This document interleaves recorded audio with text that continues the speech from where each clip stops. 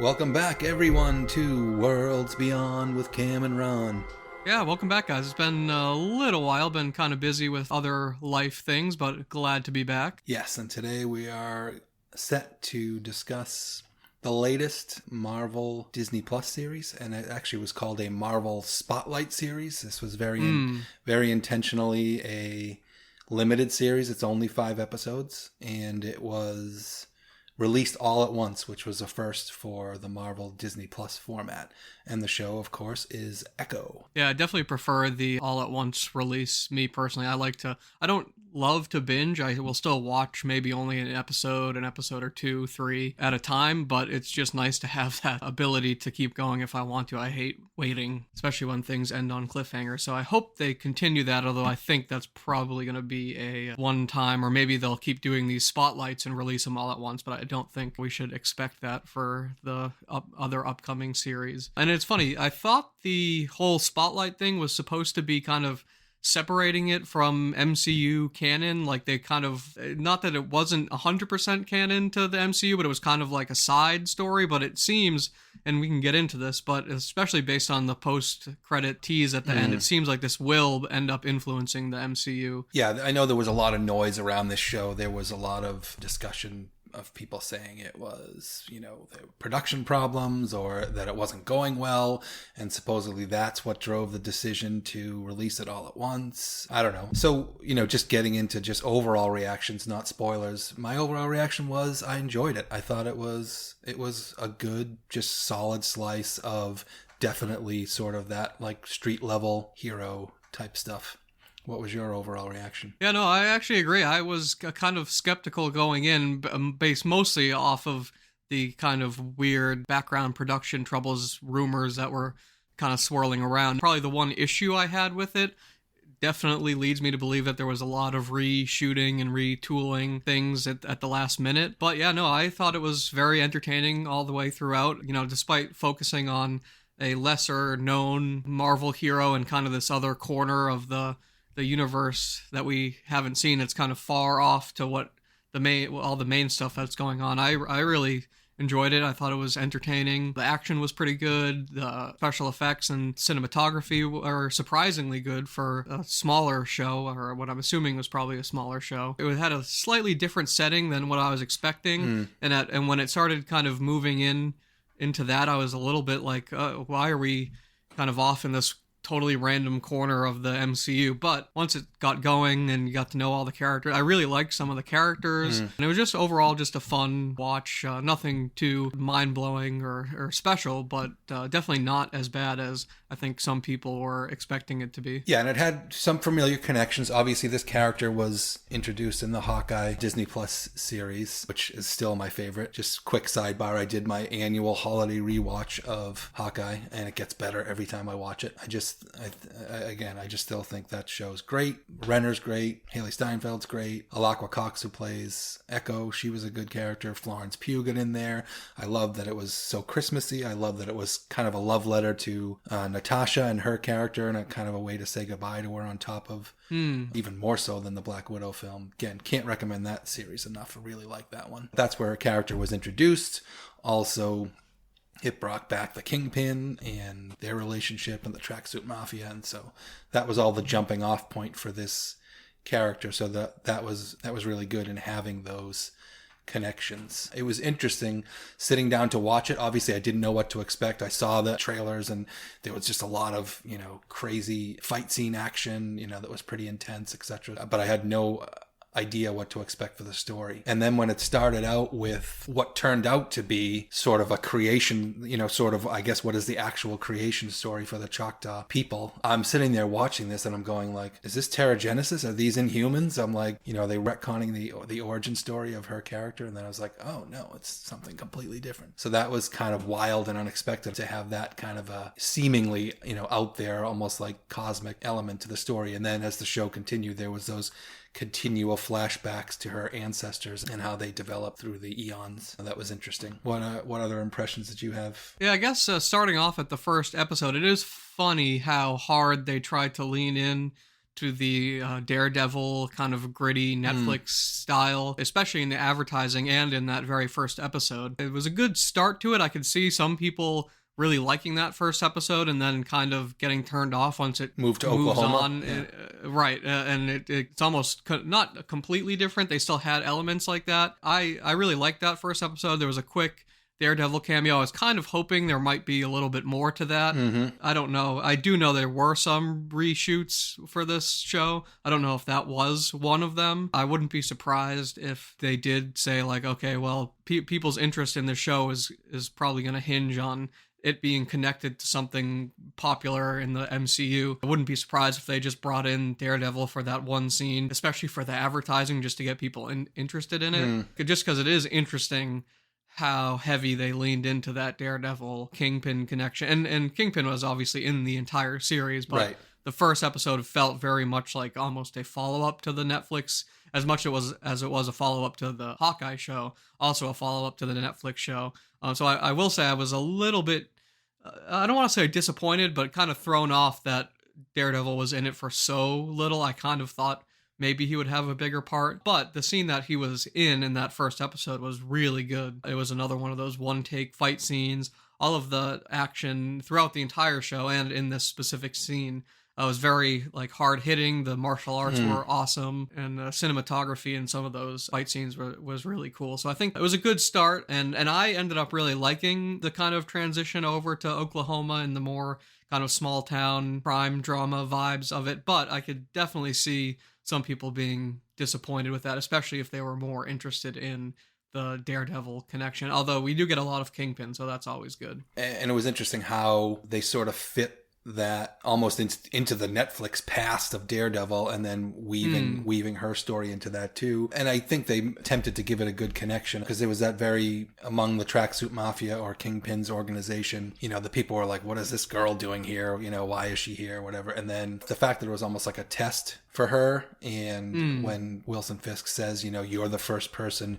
who's been able to go toe to toe with, the masked vigilante. So that almost like is what won her prominent role that she ends up having in Hawkeye and etc. So it was they did a good job, I think, weaving that into this overall tapestry of the Daredevil Kingpin little corner of the universe. Some people who like the more like grounded, gritty, dark nature of the Netflix shows might be a little bit thrown off that Kingpin just randomly decides to adopt this child from just one. I guess he was maybe a higher up in Kingpin organization, but it just to me and this is even true of the comics. I mean, this is fairly similar to her origin in the comics. Obviously the details are a little bit different, but he does end up kind of being her adopted father, and in both cases it is a little strange that he would care so much about this kind of like random girl. But yeah, I guess the battle against Daredevil did a good job of kind of setting up why she was so important. Although it is funny that she pretty much grew up with Kingpin. And going back to watch the Netflix shows, you might kind of like, is this the same Kingpin that also adopted this daughter? And so I could see that being a little bit of a shaky kind of connection for some people. But if you like comics, that a lot of these stories get kind of out there at certain points. So if you can kind of buy into that, I think the rest of the show works very well. I think it's kind of like, every character has a different side. Kingpin's backstory with his killing his dad for abusing his mother, and he always did have that soft spot for Vanessa. But no, I totally can see both sides of that argument. And then just getting into the whole how he never quite learned sign language, even though he supposedly cared about her so much, and he gives her that contact lens so that they can communicate. I think I can see, to your point about reshoots, where this did end up being an odd number of episodes. Like, it wasn't 6, it wasn't 8, it was 5. So you wonder if there is some material that they left out. And there are definitely points in the story with her interaction with her uncle, who's the only person that she sort of confides in, that she's got this plan to mess with Kingpin's operation. And it seemed like that story, and then her cousin Bonnie, it seemed like that story was going in a couple of different directions, and so maybe there were some threads that were going somewhere that they ended up kind of writing out of the show and then just focusing on this. And the way that it kind of was like she was hell-bent on disrupting his organization, and it's almost like, why did she have to go back to Oklahoma to do that, and put her family in danger? There's definitely some logical loose ends in some of the writing, but overall it worked. There was just some standout scenes, like the whole train scene was great. Oh yeah, that was cool. Yeah, the big fight at the roller rink was really good. That was probably my personal favorite scene. I love that they set it to Dragula by Rob Yeah, Zombie. yeah. As soon as that kicked in, I was like, oh, I hope they have a fight scene to that. Although I will say, it's a perfect song for a fight scene because it has that like nice chugging beat to it. Mm-hmm. I kind of wish they lined it up a little bit more. It would have been cool to have the punches set to the beat, choreographed of that song, a little bit. Yeah, right. But it was still a really, really great scene, and that was a great song to set it to. The cast was all great. I was kind of like mad at her grandmother Chula, who was played by Tantu Cardinal. I get that she resented Echo's father, for getting their mom mixed up in the organized crime stuff, but like I didn't know why she had such a wall up with Echo or Maya herself, but it all worked out in the end. And then what did you think of the working in, because I didn't know that this was part of this character. I don't know if you can tell me that it is in the comics, but what about this whole bringing in of the sort of supernatural, superhuman powers that kind of like are teased a little bit and then really show up, and her actually having kind of a superhero costume in that final episode? That was one thing that was kind of iffy for me. And not that I have a huge connection to the character in the comics, but it is funny. I'm pretty sure she's just like a martial artist, like a really good, almost like if Daredevil is blind, then she's kind of like a deaf version of Daredevil. Mm-hmm. She just has like extreme martial arts skills and almost like Taskmaster can kind of like mimic and counter people's fighting styles. So it was interesting that they brought that in. And I would say I always love when they go back in time and show all these different cultures with all the cool Marvel CGI and special effects and costumes and everything. I thought all of those scenes were done really well, but they felt very tacked on. It didn't seem super necessary for her to have powers, and then the way they were utilized at the end, I kind of thought it was a little, I guess, lame for the lack of better word. Like she kind of infuses her family with the power so they can fight back, and it just felt very out of nowhere. Her suit was cool, and her using her powers was very cool, but that entire last episode felt almost tonally very different because with the exception of those flashback scenes, the rest of the show was so grounded to kind of pull that out in the very last episode. I wish there was a little bit more weaving that in throughout the entire series, and I don't know how much of that is due to reshoots. But yeah, I guess getting into one of or maybe really the only big problem I had with it was that last episode felt almost like it was a totally different show. It felt a little bit more goofy, lighthearted. The character and I thought he was pretty funny, but the character Biscuits kind of just ends up running over all of Kingpin's guys in like a monster truck, which it just felt very, very silly. And then I guess getting into big, deep spoilers, I didn't quite understand how Kingpin was really even defeated. She kind of just like shows him his past, and he gets so traumatized he kind of just runs away. I feel like they were in a kind of hard spot there because you want her to obviously defeat Kingpin, but he can't be totally laid out because he's going to be returning in Daredevil, obviously. I feel like they kind of had a hard time deciding how much of his defeat was going to be physical versus mental, I guess. I would have honestly preferred she just beat the crap out of him and run away. But didn't kill him, you know what I mean? Yeah, that kind of thing. Right, exactly, That whole part didn't really work super well for me. I even noticed there were shots that they reused. It felt like that ending was very pieced together from what they had, because there were multiple shots I noticed that happened twice. Like, if you don't know a lot about video editing and filmmaking, it might have slipped by, but to me it felt like that was very chopped up and put back together, which maybe speaks to some of the reshoots, but obviously I can't say for sure. No, I agree. I think that it was kind of strange. Like obviously you knew she wasn't going to kill Kingpin, so they had to find some way out of it. I don't want to put this in the same breath as this show because it was altogether a lot better, but it almost reminds you sort of the last episode of Secret Invasion in a way, where it was like, you know, they just kind of said, screw it, let's do a big superhero laser blasting battle. And I guess, yeah, like those scenes individually, all those flashback scenes to the Choctaw Nation and the different figures that were, you know, her ancestors and had that connection, for especially some of the earlier scenes, you know, like the scene with when they were playing that early version of Stickball or whatever it was, like I didn't quite get how, when you get to the last episode, those scenes to me didn't telegraph what we ended up seeing. Right. Yeah. No. In you know what I mean? Right. Exactly. Yeah. With the powers in the final episode, it's just like, yep, she gave her cousin and her grandmother, you know, she gave them some zaps so that they could zap some people and get out of trouble, and then Maya had the whole ability to, you know, make Wilson see his past with his dad and all that stuff, and that didn't make a lot of sense. That was kind of my point. They did feel very tacked on, and like that ending scene didn't seem to really tie into any of the flashbacks.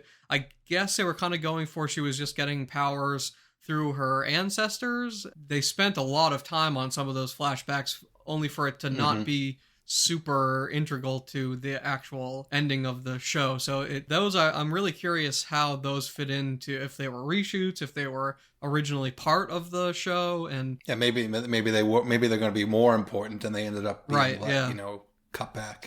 But yeah, I would say I wouldn't say that the last episode ruined the show for me. I still really enjoyed it. Not. But it was interesting just how different that last episode felt from the rest of the show. Yeah, agree. And of course they had the mid-credits scene. I thought it was going to tease a little bit more. Obviously it's a good setup for, you know, clearly Kingpin's now going to run for mayor. Matt Murdock has sort of moved on, or he's kind of chilling out, and Kingpin was supposedly dead and maybe at least kind of knocked down several pegs by the events of Hawkeye, and so maybe Matt felt like he could kind of semi-retire or whatever, and then obviously boom, now Kingpin's going to run for mayor, so that's, I'm sure, going to stir up a whole world of trouble. Huh.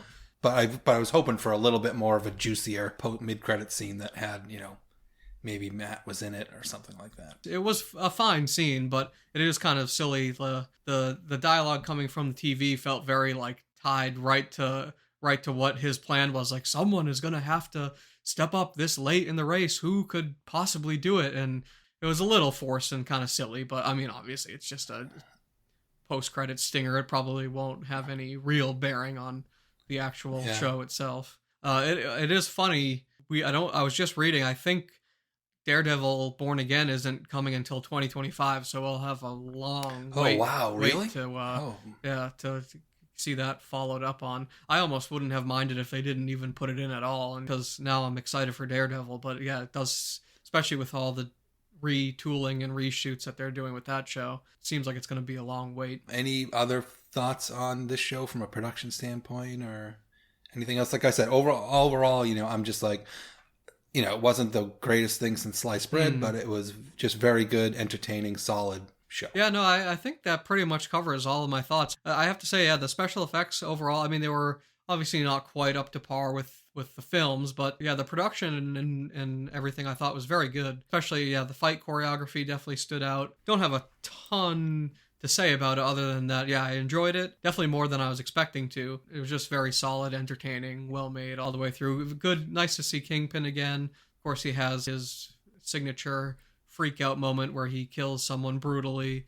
Checked a lot of the ice cream, the poor ice cream man, right? Yeah, or actually not poor ice cream man. Oh yeah, he was a dick, but it did seem like that scene was just there just to do that kind of Kingpin freaking out scene. I almost would have liked it if it was a little bit more personal. Maybe it was a character that we had seen. But yeah, that was good. Seeing Kingpin, obviously Vincent D'Onofrio is great in that role. But yeah, not much else to say. Just really enjoyed it. Oh, one thing I just thought of though too, when she did the whole flashback thing with him. Didn't she also heal his eye? And that's probably, I bet they probably worked that in so that like they wouldn't have to deal with that. Right, have to put a scar or anything Daredevil. on his face. Or like a patch on his eye for Daredevil. Right. Yeah. So it brings me to now, like, I wasn't aware that Daredevil got pushed all the way back to 2025. So what is next from a Disney Plus show? Are there any Disney Plus? I think the big thing is that Deadpool is going to be the only MCU release in 2024, as far as I can think. At least really? I've seen that said a couple times. I kept thinking maybe there might be another show. As far as I know, I think it's just Deadpool this year. That's so funny. Yeah, because I can't remember the. I kind of gave up on keeping up with the schedule and all of the changes. That would be strange if Deadpool is the only MCU release this year. But giving people a break might actually be the best thing. I think that's kind of their goal they can here, do. yeah. Well, it'll be interesting to see the MCU treatment of Deadpool now that it's totally under the fold.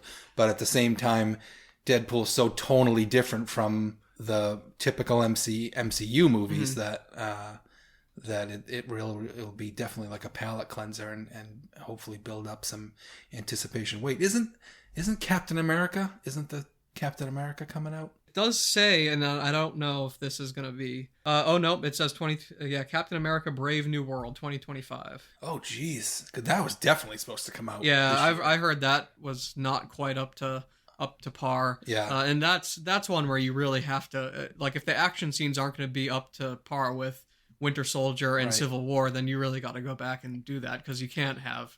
it be a big downgrade from the last two Captain America movies. I'm not quite sure how set in stone this is with how crazy everything's gotten with the schedule, but allegedly the Agatha Harkness show is going to come out in 2024, although ever since they announced that, and it's changed names like 50 times, it's now called Darkhold Diaries. It was called Coven of Chaos at one point. There was another weird name for it.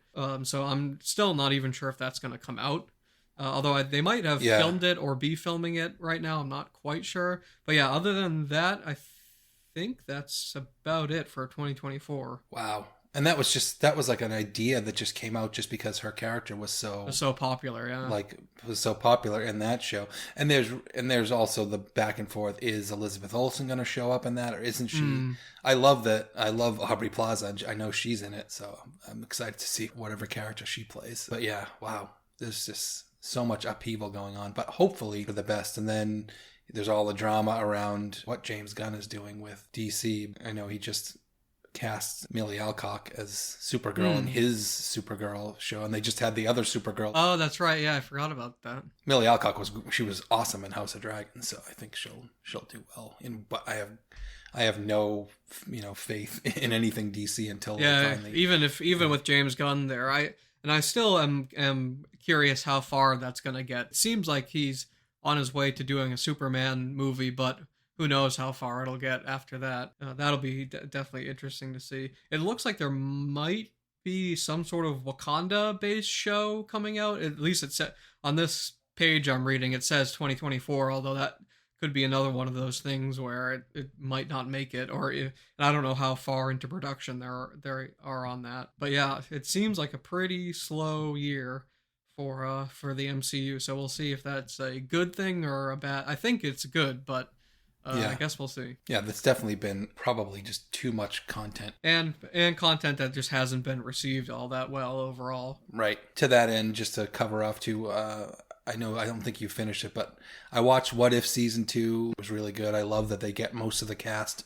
to do the voices. Mm-hmm. The ideas were fairly interesting, but definitely didn't feel super essential.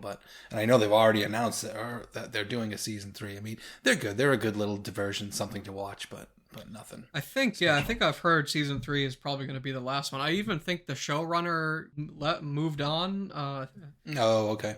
So I don't think they're going to be planning on doing that for too much longer, and I'm sure it's not easy to get all those actors in to do voices. So, but yeah, I do have to finish that. I watched the first few episodes. I pretty much agree. They were good, but Nothing particularly special. So we'll have to look in to see what is going to be next on our docket, because there's just not this steady stream of MCU stuff coming. But I'm looking forward to getting into some different stuff. Definitely, I know Dune's out there. Mm-hmm. I know the legendary MonsterVerse next Godzilla film, which looks really silly, but looks really silly, but we'll see.